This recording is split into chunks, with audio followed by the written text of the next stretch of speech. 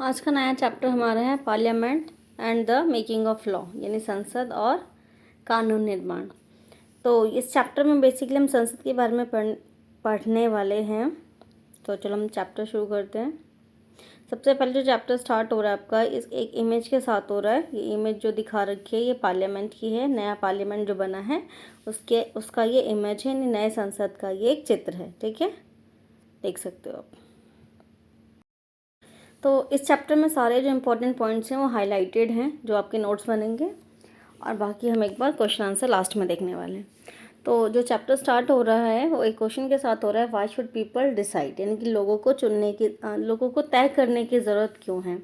यहाँ साथ में एक इमेज हमें दिखाया हुआ है बगल में, जिसमें ये एक ईवीएम के बारे में जो इन्फॉर्मेशन दी हुई है इसका इंस्ट्रक्शन जो है वो पढ़ रहे हैं ये। अब सबसे पहले जो हमें जैसे पता है कि हमारा इंडिया एक डेमोक्रेटिक कंट्री है, यानी लोकतांत्रिक देश है, जहाँ पर चुनाव होते हैं और लोग अपने जो रिप्रेजेंटेटिव होते हैं जिन्हें हम हिंदी में प्रतिनिधि कहते हैं, उनका वो चुनाव करते हैं। ठीक है, और वो लोग जा कर के फिर हमारे लिए क्या करते हैं, नियम और कानून का निर्माण करते हैं।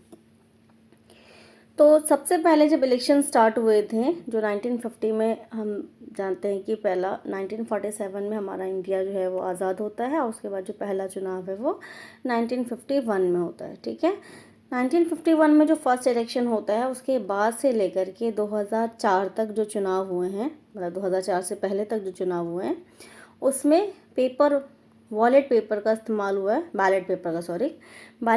इस्तेमाल हुआ है, जिसमें कि पेपर पर लोग अपने पसंदीदा प्रतिनिधि के बारे में, मतलब पसंदीदा प्रतिनिधि को चुनते थे पेपर के द्वारा। ठीक है, यानी एक बॉक्स होता था, उसमें जो भी उनको पसंद होता था उसका नाम उसमें लिखा होता था, मतलब लिख करके उसको उस बॉक्स में वो डाल देते थे, और इस तरीके से सारे पेपर्स फिर इकट्ठे करके उन्हें गिने जाते थे, और फिर हमें पता चलता था कि किसको लोगों ने चुना है। ठीक है, लेकिन 2004 में जो नया बदलाव आया वो ये आता है कि अब इलेक्शंस में किसी तरह का बैलेट पेपर का इस्तेमाल नहीं होगा, अब मशीन्स का इस्तेमाल होगा, जिसे ईवीएम कहा जाएगा, यानी इलेक्ट्रॉनिक वोटिंग मशीन कहा जाएगा। ठीक है, अब इसे पहली बार 2004 में इस्तेमाल किया गया था जनरल इलेक्शंस में, यानी कि लोकसभा के चुनाव में। 2004 में जो लोकसभा का चुनाव हुआ है उसमें प्रथम बार, यानी पहली बार जो है वो ईवीएम का इस्तेमाल किया गया था। ठीक है, और इसमें एक छोटा सा रफ डेटा दिया गया है कि ईवीएम के इस्तेमाल से 1,50,000 पेड़ों को बचाया गया।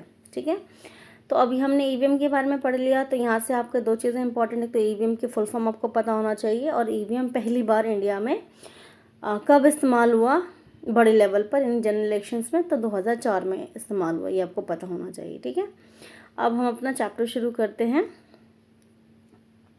जैसा कि हमें पता है कि हमारा जो भारत है वो 15 अगस्त 1947 को आज़ाद होता है। ठीक है, अब जो आज़ादी थी वो इतनी आसान तो थी नहीं, ऑब्वियसली बात है, उसमें बहुत सारा क्या करना पड़ा है, स्ट्रगल करना पड़ा है, और स्ट्रगल भी कैसा था, बहुत मुश्किल वाला संघर्ष लोगों ने करा देश को आज़ाद कराने के लिए। ठीक है, जिसमें कि लगभग समाज के सभी वर्गों ने क्या किया, हिस्सा लिया। ठीक है, अब जो आज़ादी थी वो किस लिए, लोग जो थे वो अंग्रेज़ों से आज़ादी चाहते थे। तो सबसे पहले फ्रीडम ऑफ आइडिया, मतलब लोगों को अपनी सोचने की आज़ादी मिले, समानता मिले, इक्वालिटी हो, इसके अलावा जो डिसीज़न लेने में उनकी भी भागीदारी हो। ठीक है, अब अभी तक क्या था, क्योंकि भारत जो था वो अंग्रेज़ का गुलाम था। ठीक है, तो जितने भी महत्वपूर्ण फैसले होते थे वो अंग्रेज़ों द्वारा लिए जाते थे, उसमें भारतीयों की कोई भी दखल अंदाजी नहीं होती थी, कोई भी राय उनसे नहीं ली जाती थी। ठीक है, तो इसलिए लोग जो थे वो क्या चाहते थे, आज़ादी चाहते थे, ताकि उन्हें भी क्या मिले, पार्टिसिपेशन इन डिसीज़न मेकिंग जो है वो मिले, यानी कि फैसले लेने में उन्हें भी भागीदारी मिले। ठीक है,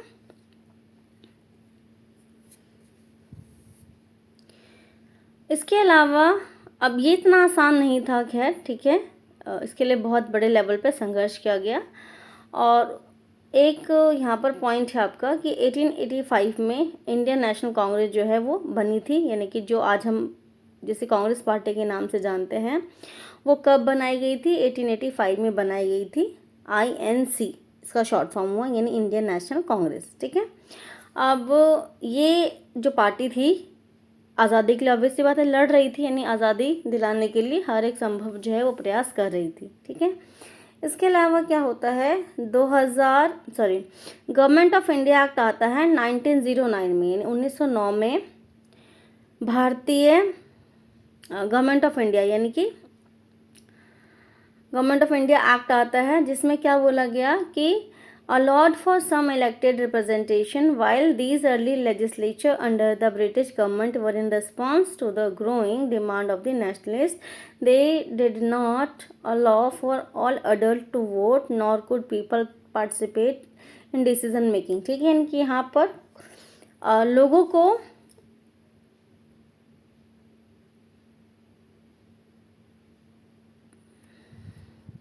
जो लोग डिमांड कर रहे थे, जो भारतीय लोग डिमांड कर रहे थे, वो क्या डिमांड कर रहे थे कि भारतीय लोगों को भी फैसला लेने में शामिल किया जाए। ठीक है, यानी भारतीय लोग भी अपने प्रतिनिधि को चुने और अपनी जो राय है वो कह सके। ठीक है, तो उन्होंने अलाउ तो करा, लेकिन सभी को वोट देने का अधिकार जो है वो नहीं दिया गया। ठीक है, क्योंकि अब यहाँ से हम ये कह सकते हैं, यहाँ पर इंडिया में जो है वो यूनिवर्सल अडल्ट फ्रेंचाइजी जो है वो लागू नहीं हुआ, यानी कि सार्वभौमिक मताधिकार को लागू नहीं किया गया।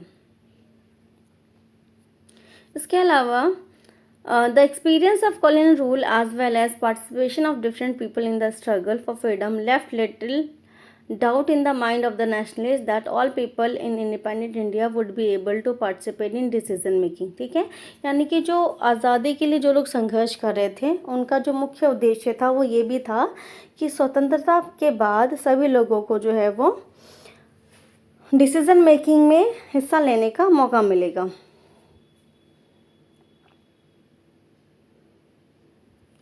अब जो कॉन्स्टिट्यूशन ऑफ इंडिपेंडेंट इंडिया जो बना, उसमें क्या माना गया, यूनिवर्सल एडल्ट फ्रेंचाइजी यानी कि सार्वभौमिक वयस्क मताधिकार को फॉलो किया गया, यानी कि सभी व्यक्ति जिनकी उम्र 18 वर्ष या 18 वर्ष से ऊपर है वो वोट के द्वारा अपने पसंद को जाहिर कर सकते हैं, यानी कि वोट दे करके अपने पसंद के प्रतिनिधि को यानी रिप्रेजेंटेटिव को चुन सकते हैं। ठीक है, चलो अब एक बार जो हमने अभी तक पढ़ा है उसको एक बार हम रिवाइज कर लेते हैं कि अभी तक हमने क्या क्या पढ़ा है। तो सबसे पहले हमने ईवीएम के बारे में जाना, जिसे हम इलेक्ट्रॉनिक वोटिंग मशीन कहते हैं, जो कि 2004 के इलेक्शन में ऑल ओवर इंडिया में इस्तेमाल किया गया था। ठीक है, इसके अलावा हमने पढ़ा फ्रीडम स्ट्रगल के बारे में, यानी आज़ादी का संघर्ष जो था वो किस तरह से हुआ और हर समाज के हर वर्ग के व्यक्ति ने क्या करा है, आज़ादी के लिए संघर्ष करा है। ठीक है, इसके अलावा हमने पढ़ा आईएनसी के बारे में, यानी भारतीय राष्ट्रीय कांग्रेस के बारे में, जिसे हम इंग्लिश में इंडियन नेशनल कांग्रेस कहते हैं, जो कि 1885 में बना था। इसके अलावा हमने गवर्नमेंट ऑफ इंडिया एक्ट के बारे में पढ़ा, जो कि 1909 में बनाया गया था। इसके अलावा हमने एक और इम्पॉर्टेंट टॉपिक ये समझा है, यूनिवर्सल एडल्ट फ्रेंचाइजी क्या होता है, यानी कि सार्वभौमिक वयस्क मताधिकार क्या होता है। तो इसके अंतर्गत 18 वर्ष और उससे ऊपर के व्यक्ति को वोट देने का अधिकार दिया जाता है। इसे हम यूनिवर्सल एडल्ट फ्रेंचाइजी यानी सार्वभौमिक वयस्क मताधिकार कहते हैं। ठीक है, इतना अभी तक हमने पढ़ा। और हमारे देश में जो है ये कब लागू हुआ था, आज़ादी के बाद जो है वो लागू किया गया था। अब अगर हम अगला टॉपिक पढ़ें, पीपल एंड देयर रिप्रेजेंटेटिव्स, यानी लोग और उनके प्रतिनिधि। ठीक है, यानी कि लोग मतलब भारत में रहने वाले सभी व्यक्ति। ठीक है, तो वो क्या करते हैं, अपने प्रतिनिधि का चुनाव करते हैं, यानी अपने रिप्रेजेंटेटिव चुनते हैं, जो कि संसद में जाते हैं यानी पार्लियामेंट में जाते हैं और देश के लिए नियम और कानून का निर्माण करते हैं। ठीक है, तो अब इसमें इम्पोर्टेंट क्या है कि जो डिसीज़न है लोग जो देते हैं कि उन्हें कौन व्यक्ति पसंद है, मतलब किसको उन्हें वोट देना है, किसको चुनना है, वो किसके द्वारा देते हैं, इलेक्शन में वोट दे करके अपने प्रतिनिधि को चुनते हैं। ठीक है, अब क्या है, it is the decision of the people that create a democratic government and decides about it's functioning. The basic idea is in this kind of democracy is that the individual or the citizen is the most important person, and that is in principle the government as well as the public institution need to have the trust of these citizens। ठीक है, यानी कि अब जो अगर हम democracy की बात करें तो डेमोक्रेसी में मुख्य होता कौन है, पीपल यानी लोग। ठीक है, मेन होते हैं। क्यों लोग मेन होते हैं, क्योंकि वो ही वोट दे करके किनको चुनते हैं? अपने प्रतिनिधि को चुनते हैं, यानी कि रिप्रेजेंटेटिव को चुनते हैं, ठीक है, जो क्या करता है? रूल और रेगुलेशंस बनाता है और देश को चलाता है, ठीक है। अब ऐसे में लोगों का उन व्यक्तियों पर एक भरोसा है, पूर्ण विश्वास है जिनको उन्होंने चुना है, ठीक है। तो अल्टीमेटली डेमोक्रेसी में जो मुख्य है, जो मेन है, वो कौन है? लोग हैं, यानी कि पीपल है, ठीक है। ये बात हमको समझना है।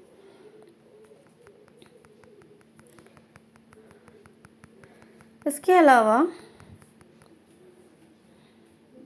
अब अगला क्वेश्चन है हमारा, how does the individual give approval to the government, यानी कि जो इंडिविजुअल पर्सन है वो कैसे गवर्नमेंट को अप्रूवल देता है? तो कैसे देते हैं हम? थ्रू इलेक्शंस देते हैं, यानी कि जब इलेक्शंस होते हैं, यानी जब वोटिंग होती है, तो हम अपने प्रतिनिधि को चुन लेते हैं और वही जाकर के देश के लिए क्या करते हैं? काम करते हैं, ठीक है। और जो भी रिप्रेजेंटेटिव चुने जाते हैं, जो भी प्रतिनिधि चुने जाते हैं, वो जाकर के क्या बनाते हैं? सरकार का निर्माण करते हैं और देश के लिए नियम और कानून का निर्माण करते हैं। तो पार्लियामेंट क्या है? Parliament which is made up of all representative together, यानी कि सारे के सारे जितने भी रिप्रेजेंटेटिव हैं वो क्या बनाते हैं? पार्लियामेंट बनाते हैं।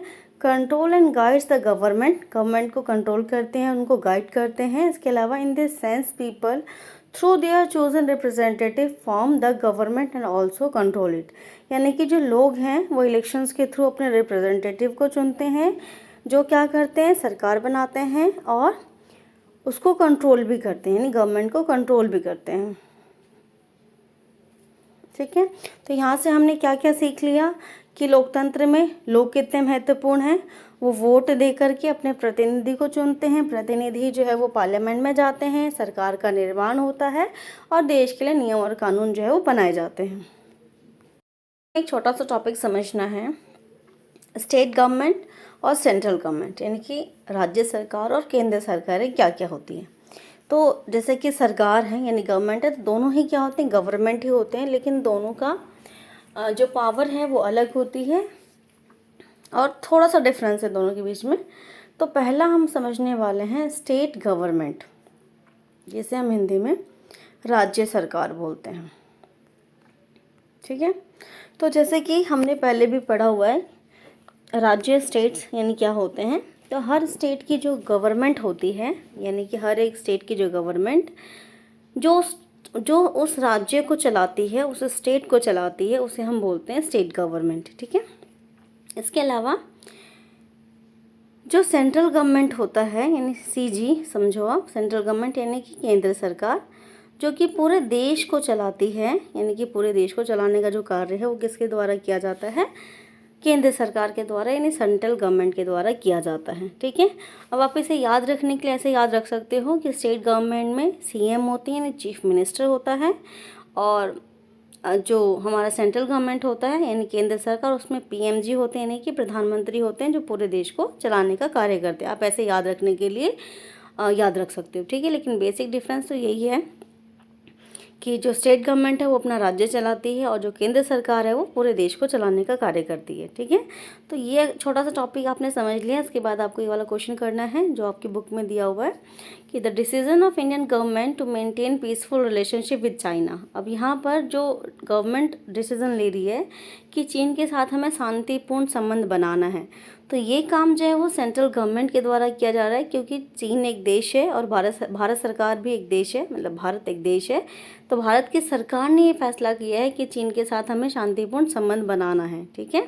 इसके अलावा the decision of Madhya Pradesh government to discontinue board exam in class 8 for all schools under this board. अब यहाँ पर देखो डिसीजन किसने लिया है? मध्य प्रदेश की गवर्नमेंट ने लिया है, ठीक है। तो मध्य प्रदेश एक राज्य है और वहाँ की सरकार कोई फैसला कर रही है, तो इसलिए ये जो फैसला होगा वो किसके द्वारा लिया गया है? स्टेट गवर्नमेंट के द्वारा लिया गया है, ठीक है। इसके अलावा introduction of new train connection between Ajmer and Mysore. Ajmer और मैसूर के बीच में जो है वो ट्रेन चलाई जाएगी। अजमेर राजस्थान में, मैसूर अलग कर्नाटक में है। अब यहाँ पर जो फैसला लिया गया है ट्रेन चलाने का लिया गया अजमेर और मैसूर के बीच में, तो ये फैसला केंद्र सरकार के द्वारा लिया गया है, ठीक है। इसके अलावा इंट्रोडक्शन ऑफ न्यू 1000 रुपये नोट, तो ये भी केंद्र सरकार का फैसला है कि अब जो, क्योंकि देखो 1000 का नोट केवल एक राज्य में तो चलेगा नहीं, ऑब्वियस बात है पूरे देश में चलेगा, तो ये फैसला भी किसने लिया है, केंद्र सरकार ने लिया है। ठीक है, तो यहाँ से आई होप आपको स्टेट गवर्नमेंट और सेंट्रल गवर्नमेंट का जो कॉन्सेप्ट है वो समझ आ गया होगा, यानी कि राज्य सरकार और केंद्र सरकार के बीच में अंतर जो है वो आपको समझ आ गया होगा। ठीक है, अब अगर हम बात करें, ये पार्लियामेंट है आपका, ठीक है, नया वाला, तो ये इमेज दे रखी है और इसके अंदर का ये दिखाया हुआ आपको। ठीक है, अब यहाँ पर कुछ फैक्ट्स हैं।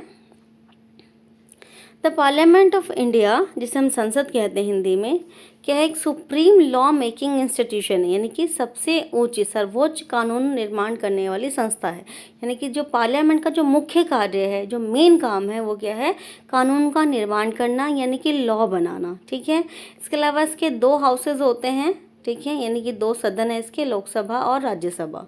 ठीक है, अब अगर हम बात करें राज्यसभा की, तो इसे हम बोलते हैं काउंसिल ऑफ स्टेट्स, यानी राज्यों की सभा।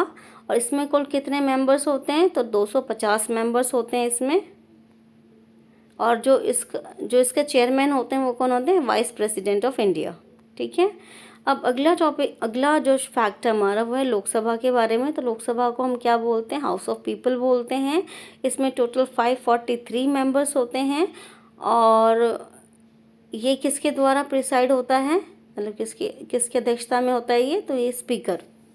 ठीक है, जैसे आपने देखा होगा न्यूज़ वगैरह में दिखाया जाता है कि एक व्यक्ति सबसे ऊपर बैठा होता है और बाकी लोग नीचे बैठ करके बहस कर रहे होते हैं, तो यहाँ जो बैठा व्यक्ति होता है वो उसे स्पीकर कहते हैं। ठीक है,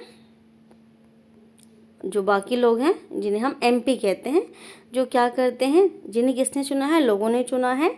और अगर अभी आपने न्यूज़ सुना भी होगा, अभी हाल फिलहाल में ही जो है वो लोकसभा के चुनाव ख़त्म हुए हैं और इलेक्शंस के रिजल्ट भी आए हैं, तो आपने देखा भी होगा, सुना भी होगा, काफ़ी चीज़ें आपको पहले से पता होगी इसके बारे में।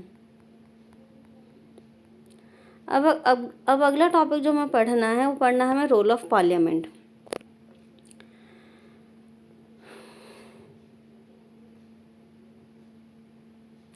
पार्लियामेंट जो है किसी भी लोकतांत्रिक देश में एक अहम भूमिका इसका होता है, ऑब्वियस सी बात है, क्योंकि हम पहले पढ़ चुके हैं।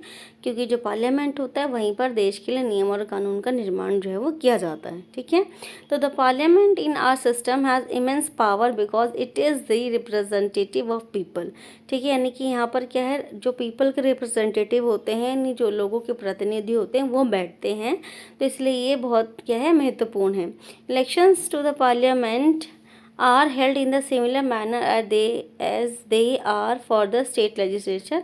जिस तरह से राज्यों की विधानसभा के चुनाव होते हैं उसी प्रकार से जो है वो लोकसभा के भी चुनाव होते हैं। ठीक है, अब लोकसभा का जो चुनाव होता है वो हर 5 साल पे होता है। जैसे अभी 2024 में अब हो गया इलेक्शन, तो अगला जो है वो 2029 में होगा। ठीक है, उसके बाद उससे अगले 5 साल में, मतलब हर 5 साल पे जो है वो इलेक्शंस होते हैं। ठीक है,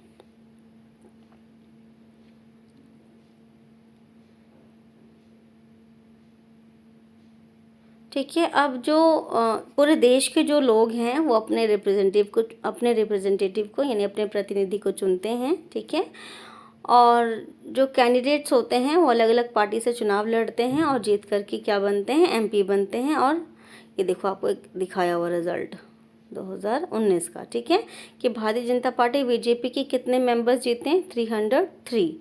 इसके अलावा कांग्रेस के 52। ठीक है, इसके अलावा डीएमके के 24। ऐसे अलग अलग पार्टियों के सारे जीते हुए रिप्रेजेंटेटिव्स हैं, जीते हुए कैंडिडेट्स हैं जिनको लोगों ने चुना है। ठीक है, ये टोटल कितने होते हैं, 543 होते हैं। कितने होते हैं टोटल, तो 543 होते हैं। ठीक है, ये आपका 1 नंबर में पूछा जा सकता है, तो आपको पता होना चाहिए।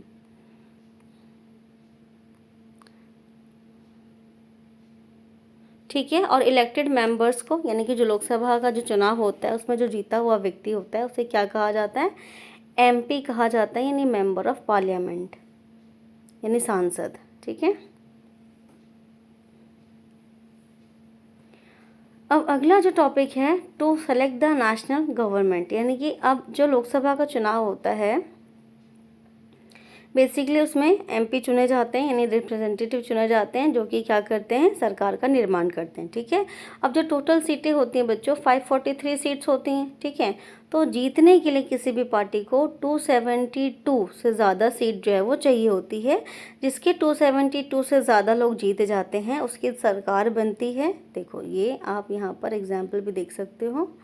देखो अब इस वाले में अगर हम देखें, इसमें तो जो बीजेपी है उसके 303 मेंबर्स जीत गए हैं। ठीक है, तो यानी जो सरकार बनेगी वो किसकी बनेगी, बीजेपी की बनेगी। और जैसा कि अभी तक हमें पता है कि जो हमारे पीएम हैं नरेंद्र मोदी जी, वो बीजेपी के ही हैं। ठीक है, तो जो सरकार बनी वो किसकी बनी, बीजेपी की बनी, क्योंकि उसको ज़्यादा वोट मिले हैं, उसके ज़्यादा मेंबर्स उसके ज़्यादा कैंडिडेट जीते हैं। ठीक है, और बाकी सारे के सारे जो हैं वो किसका निर्माण करेंगे, अपोजिशन का निर्माण करेंगे। अपोजिशन मतलब विरोधी दल। ठीक है, अब जो सत्ताधारी दल है, यानी कि जो सत्ताधारी जिसकी सरकार बनी है वो कौन है, बीजेपी है। ठीक है, तो बीजेपी के अलावा जितने भी हैं दल वो सारे क्या बन जाएंगे, विरोधी दल बन जाएंगे, यानी कि अपोजिशन पार्टी बनेगी।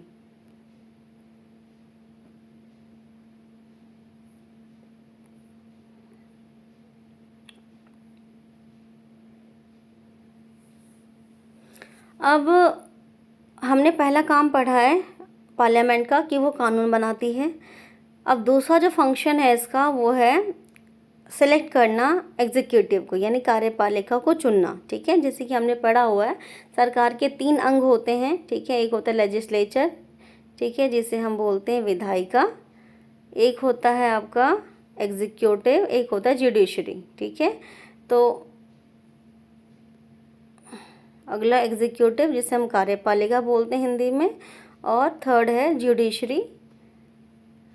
तो तीनों के अपने अपने काम बटे हुए हैं कि जो लेजिस्लेचर है वो क्या करती है, लॉ मेकिंग का काम करती है, एग्जीक्यूटिव लॉ को इम्प्लीमेंट कराती है यानी कानून को लागू करती है, और जो जुडिशरी है वो क्या करती है, न्याय करती है और देश में शांति व्यवस्था को बनाए रखती है, कानून व्यवस्था को बनाए रखती है। ठीक है, तो यानी कि विधायिका कानून बनाती है, कार्यपालिका कानून को लागू करती है, और न्यायपालिका जो है वो न्याय करने का काम करती है।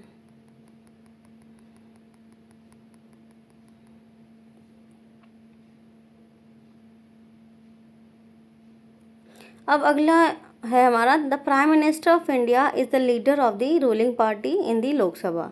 यानी कि जो प्राइम मिनिस्टर है वो क्या होते हैं, रूलिंग पार्टी के लीडर होते हैं। ठीक है, यानी कि जो जिसकी सरकार होती है उसके लीडर होते हैं। और जो जो पीएम होते हैं वो फिर क्या करते हैं, अपने लिए एक टीम का चुनाव करते हैं, यानी अपने लिए अलग अलग मिनिस्टर्स का चुनाव करते हैं जो कि अलग अलग काम करने वाले होते हैं। जैसे वो रेलवे मिनिस्टर चुनते हैं, फाइनेंस मिनिस्टर चुनते हैं। ठीक है, इसके अलावा स्पोर्ट्स मिनिस्टर चुनते हैं, ऐसे अलग अलग, एजुकेशन मिनिस्टर चुना जाता है, हेल्थ मिनिस्टर चुना जाता है। इस तरीके से अलग अलग मिनिस्टर चुने जाते हैं जो कि अपने अपने डिपार्टमेंट का काम करते हैं।